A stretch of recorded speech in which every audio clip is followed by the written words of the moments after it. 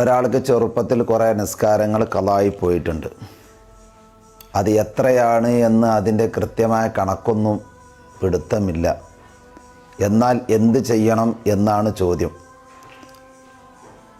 നമ്മൾ മനസ്സിലാക്കേണ്ടത്, നിസ്കാരം ഖളാ ഉള്ള ആളുകൾ, മഹാന്മാരായ പണ്ഡിതന്മാരൊക്കെ അവരുടെ കിതാബുകൾ രേഖപ്പെടുത്തുന്നത് കാണാം. അവൻ്റെ സമയത്തിൽ നിന്ന് വളരെ അത്യാവശ്യമായി ചെലവഴിക്കേണ്ട സമയം കഴിച്ച് ബാക്കിയുള്ള സമയങ്ങൾ മുഴുവനും ആ ഖളായിപ്പോയ നിസ്കാരങ്ങൾ ഖളാ വീട്ടാൻ വേണ്ടി ചെലവഴിക്കണം. അതുകൊണ്ട് തന്നെ ആ നിസ്കാരം ഖളാ വീട്ടലല്ലാത്ത മറ്റുള്ള ഏത് പ്രവർത്തനങ്ങളുമായി, അത്യാവശ്യമായ പരിപാടികളല്ലാത്ത അത്യാവശ്യമായ ജോലി, അതുപോലെ മലമൂത്ര വിസർജനം നടത്തുക, ഭക്ഷണം കഴിക്കുക, ഇതുപോലത്തെ അത്യാവശ്യമായ കാര്യങ്ങൾക്ക് വേണ്ടിയല്ലാത്ത ബാക്കിയുള്ള സമയം മുഴുവനും